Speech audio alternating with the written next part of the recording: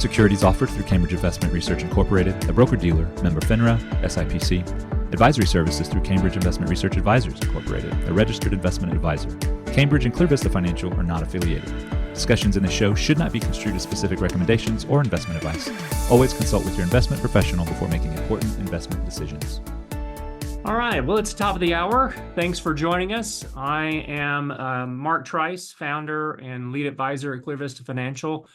In the studio with me today is Jesse Hamilton. Hey, everyone. Welcome to the show. Jesse's one of our fellow advisors in our Waco and Temple office, and we're glad you've chosen to take a few moments to join us today. We're going to have a little bit kind of a different agenda than normal weeks. We're going to give a quick market update, and we're going to talk about presidential elections of the past and the impact that it's had on the markets and things. So we'll actually not have another market update before Election Day, Mark. So this is it. That's why we want to talk When about... is the first Thursday of?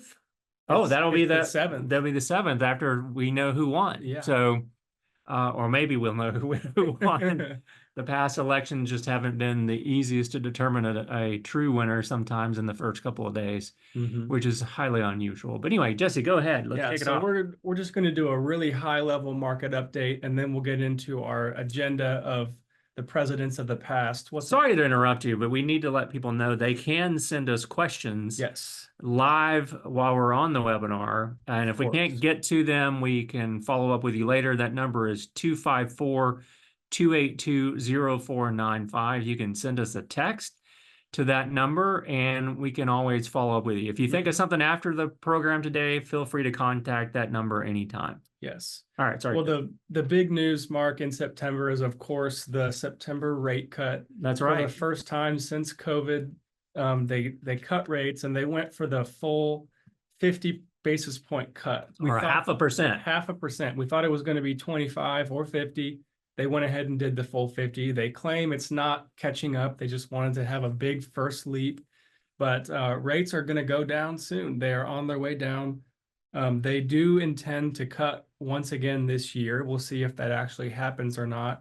And the markets are really mixed since then. Everybody thought this would be a rocket ship after that. It never is. It never is. And a lot of people think that's a sign that the economy is going to be resilient and so forth. There is a lot of interpretation go into that 0.5% federal overnight Fed funds rate. We were expecting a 1/4 point. We thought that a 1/2 point would signal to the market that the economy is in a lot worse shape. And they're too late. Well, they did the 1/2 point. They're basing it on the data that they see. And unfortunately, the data that they have is always in arrears. It's in hindsight. And so they're doing the best they can that.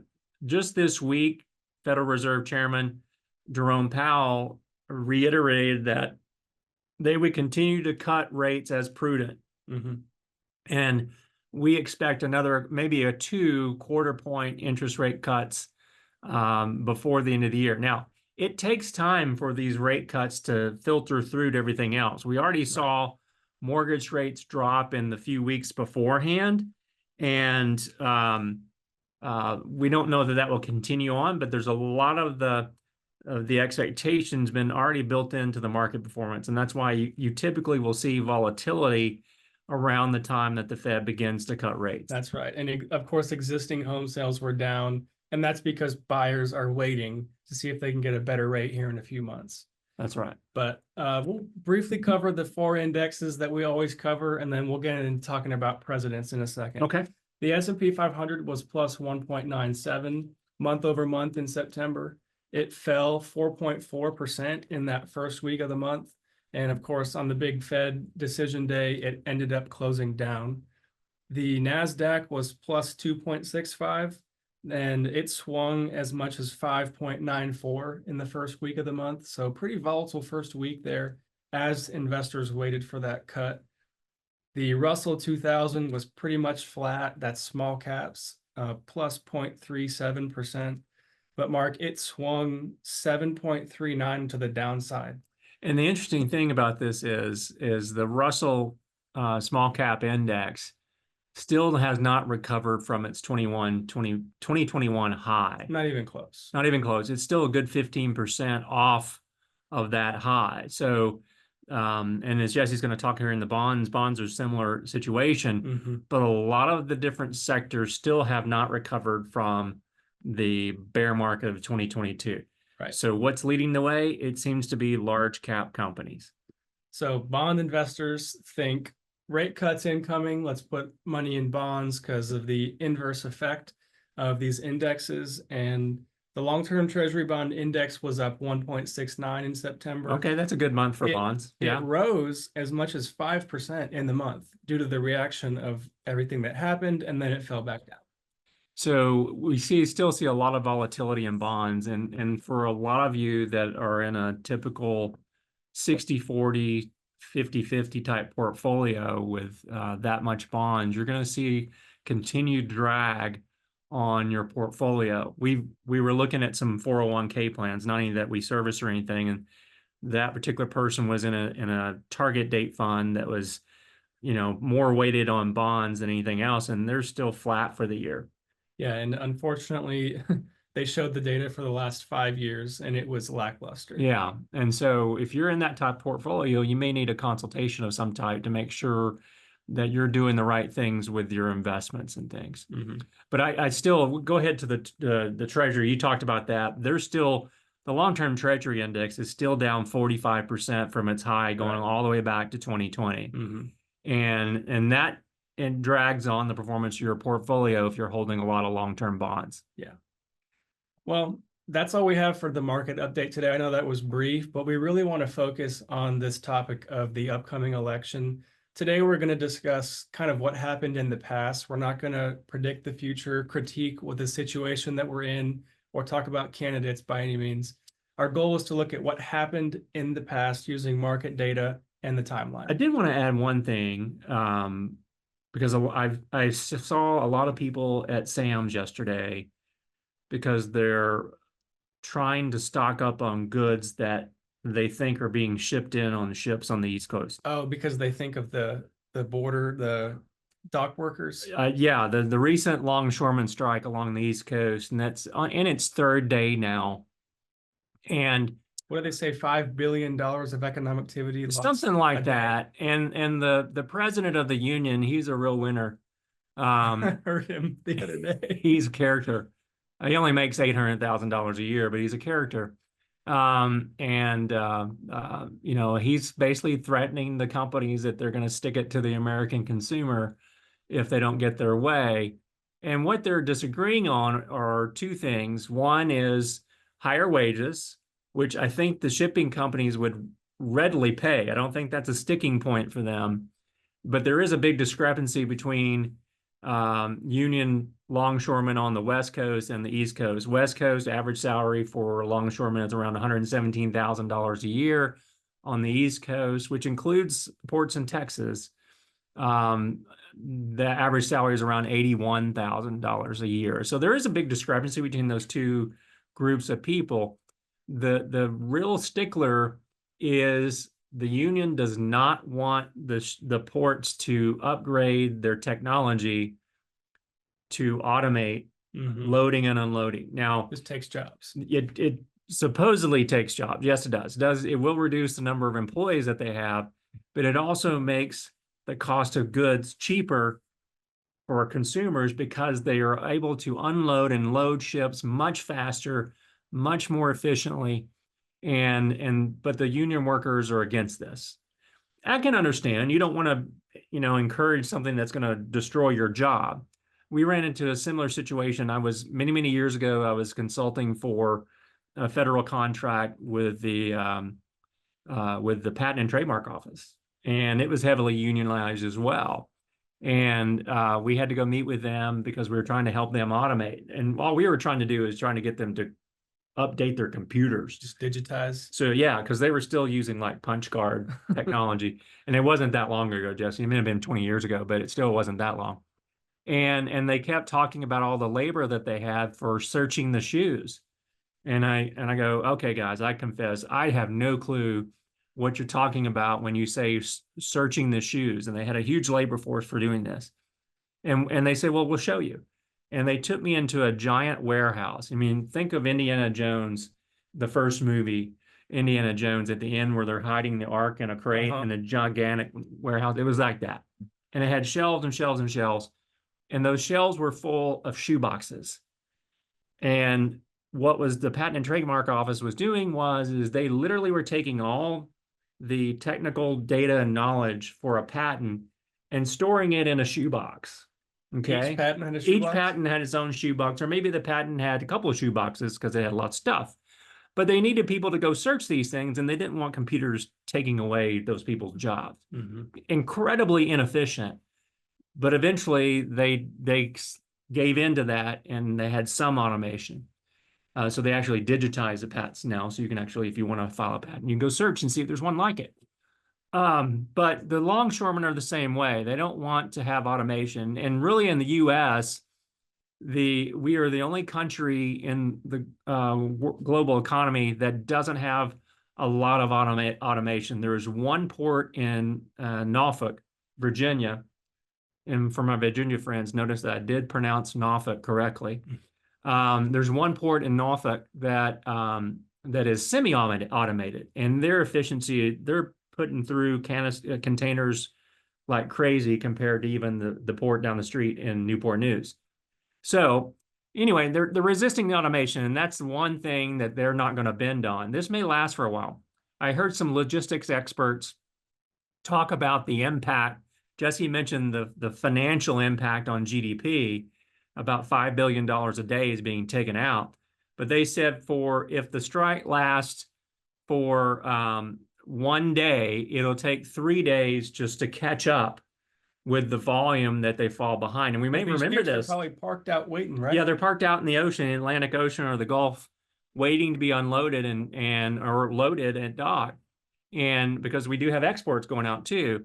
But it said if the strike lasts a week, it'll take 3 months to work through. It's an exponential effect delaying these things. And we remember a little bit of this stuff in COVID, because they had hundreds of ships that were off in the ocean waiting to come into port to unload. I actually took a little excursion on a boat out there off of LA and saw all the ships out there.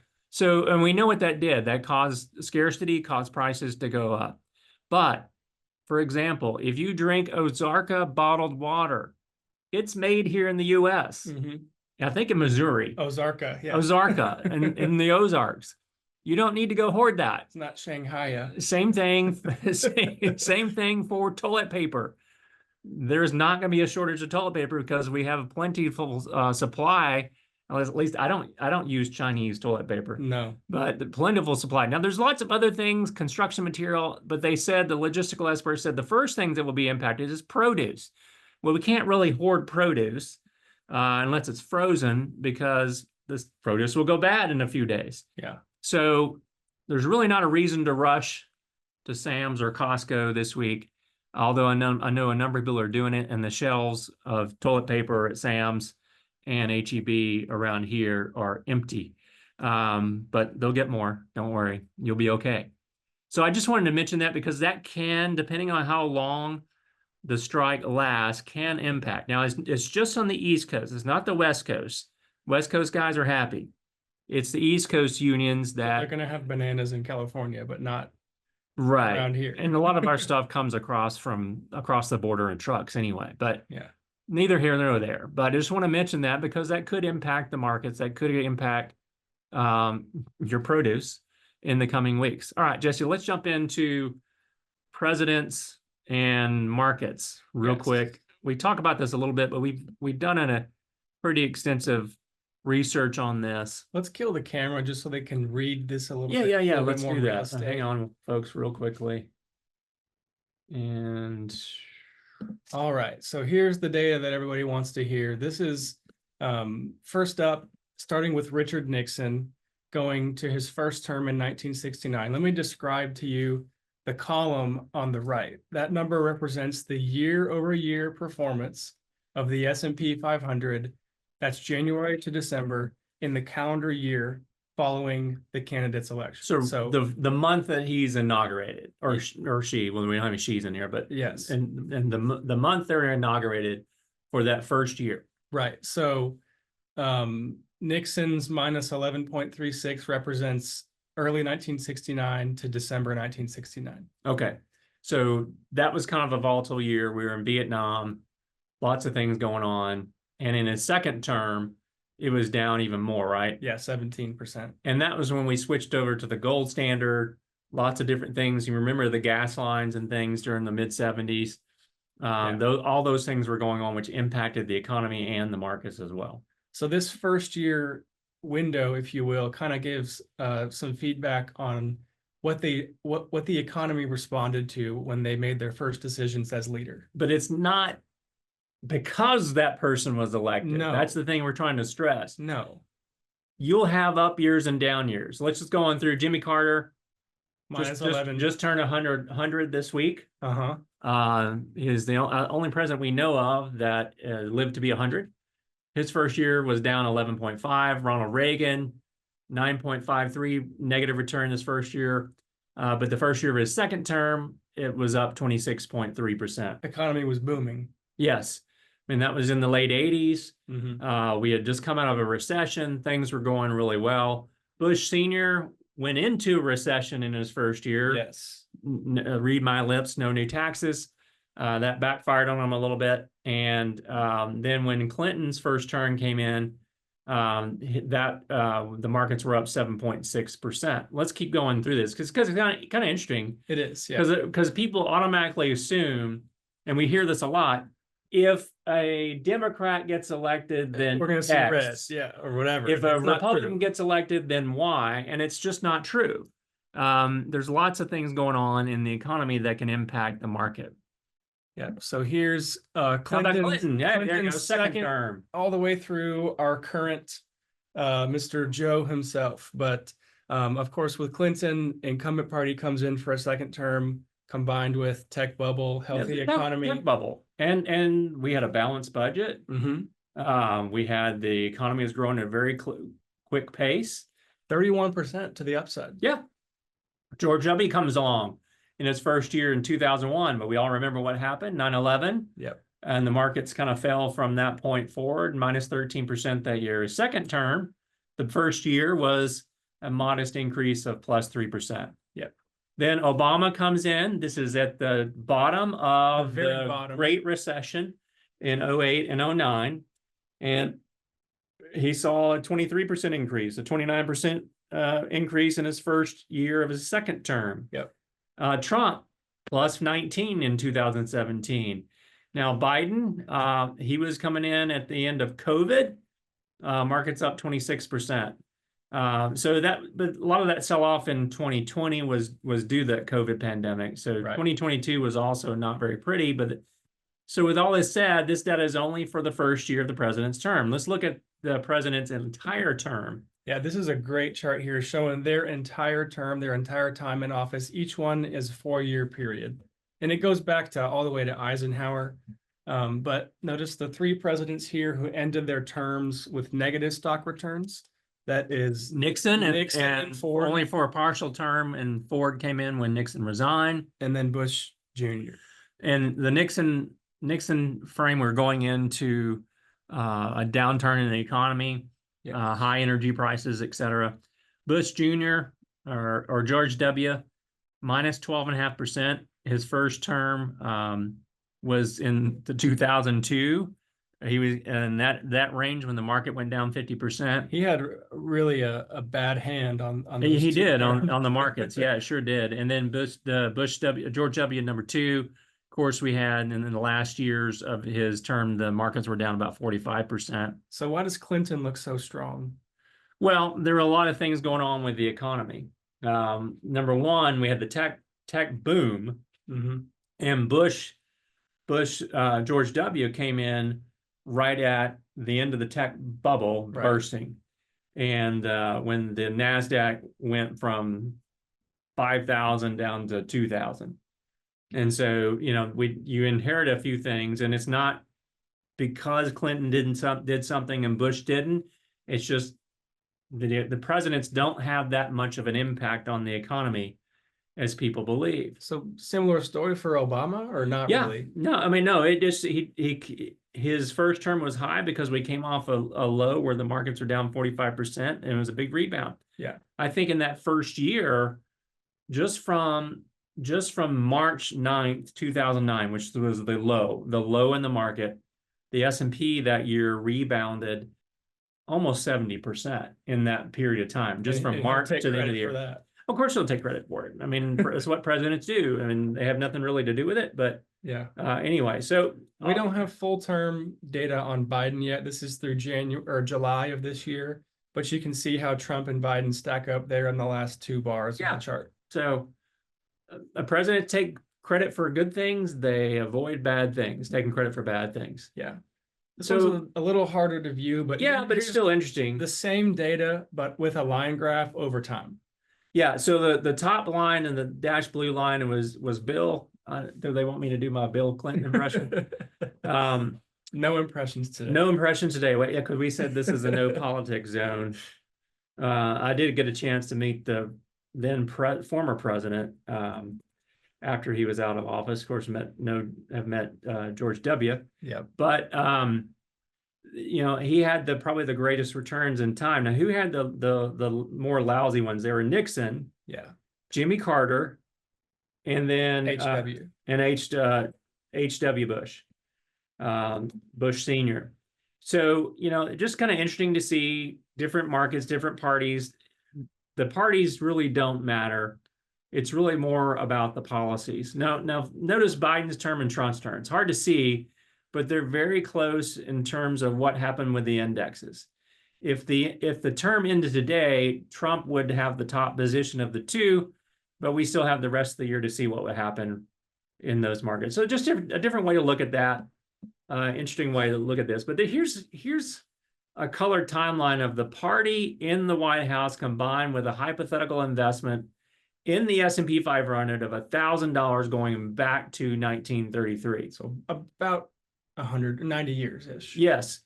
Well, yeah, 90 plus years. Now, granted, hindsight's 2020, but look, folks, Jesse, what general direction is the index going over time? Not a PhD statistician, but it's going up. It's going up. You don't have to have a PhD in statistics to know that it's going up. That's the general direction.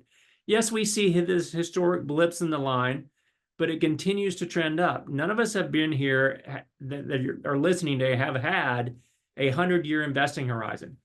But that doesn't disprove the point I'm trying to make, is that regardless of who's in office, the economy still continues to grow. And we've seen this going back to the beginnings of time, especially since the Industrial Revolution. You've seen economies explode, and we're no different in the US, and the market continues to grow. Yeah. Yes, it has its ups and downs, but it continues to grow. So going back 100 years, we've had 24 election years, and this shows the difference between election and non-election years, markets that were up and markets that were down or made money and lost money. So only 4 of those 24 election years, Mark, ended up with a negative return in U.S. stocks. And on the last month's program, we talked about this. It was the Great Depression. It was right after World War II. Yeah, we'll show it. Oh, you got it here? In the next slide, yeah. Okay, sorry. Jesse's prepared, and I haven't read the slide. So here's the 4 years, all right, where there's an election year and the S&P had a negative year. 1932, Great Depression. 1940, we're about to enter into World War II. 2000, the tech bubble, and 2008, the great financial crisis, or the Great Recession, as they call it. The incredibly impactful things happening around the world that really had nothing to do with the election. They were just cataclysmic financial events elsewhere. Yeah. And even though, I mean, you could almost put 2020 in this. We had the COVID pandemic around the world. There was an election, so fast. but it came back very quickly once we decided, oh, we don't need to shut everything down. Yeah. All right. So there are some of you out there that try to time the market, and we say, no. Don't do it. Don't do that, especially during election time. So here's the performance of US stocks during two different periods. The first is May to October in the dark blue, and the second is November to April in light blue. And it surprisingly, the data shows US stocks are less volatile during election years. And the time periods are very close, within 0.6%. So stocks are going to be volatile every fall. This is a historical pattern. In election years, yes, they will be too. But what we're finding is there's not much difference going on there. Here's the same chart, but for bonds. Not a whole lot of insight here. Yeah. But same chart. Same chart. And then this was not as relevant because we don't have a true incumbent because Biden's not running anymore. We have an incumbent party, but not a candidate. And so when there is an incumbent in office is running for re-election, historically 20 of the last 24 presidential elections that the S&P rose from August to November, the incumbent party won. That makes sense because voters see their investments rise and they don't necessarily want to change what's working for them, even though the president really doesn't have anything to do with it. But there's still that belief. I don't know if this is going to apply this year because you have an incumbent president, but from 4 years ago. Yeah, it's kind of flip-flop. Yeah, it really is. And so it'll be interesting to see kind of if that historical trend holds true. This is the thing we don't like to see during election years. And Jesse, go ahead and tell people what's going on here with this chart. Here's the flow of investor money from equity funds to money market funds. So basically from stocks and other investments to cash during election years. The year. And then the year following. So this is people saying, I can't take it. I think I can time the market. It's going to go bad. Let's go in cash and hide in a hole. And once the election is resolved, markets take off in a direction. They do. And up or down. But look what happens to their money after. They go back in. Yeah, they've missed a great deal of return potential by jumping out. Right. Okay. So you want to cover this one here? Yeah, just the last slide. There's a 0 point there in the middle. Right here in the middle. Of trading days from the election leading up and then after. And then historically, the Republican and Democrat average, notice they're both positive. After the election, they're both positive. Yeah. So folks, don't go hide. Stay invested. Talk to your financial advisor. If you don't have one, you can give us a call. I gave out that number, 254-282-0495. You can text us for an appointment. You can give us a call and let us know what you're thinking. Jesse, you want to go to that next slide? Yeah, here's our nice disclosure and some of our contact information. We would love to hear from you. We don't necessarily want to talk hard politics, but give us a call if you want to talk about anything of financial or economic related and how it relates to the presidency. Well, people can talk politics if they want, but we just smile and listen. Yeah. We don't give our opinions. We'll tell you what certain things might impact. I think that the most important thing, Jesse, that people need to be aware of is, number one, go vote. And early voting will start here in the state of Texas here in about a week or two, 2 weeks, I think. And it's important for you to vote because your voice needs to be heard, regardless of who you think is going to win. And the second thing is you want to make sure you're not making decisions based on emotion for your investments, for your election choice. Listen to and read about and study the policies that each candidate is proposing. I don't care if that's for president, for Congress, for state house. Listen to the policies because the policies are the things that matter. What does this person want to do? How do they intend to pay for it? And those are the things that we should base our decision on. Now, sometimes we just don't like a candidate or we love a candidate just because we like them or don't like them. But take time to educate yourself on the policies that each candidate's presenting to you, and make sure you're not making emotional decisions based on for your market decisions and things.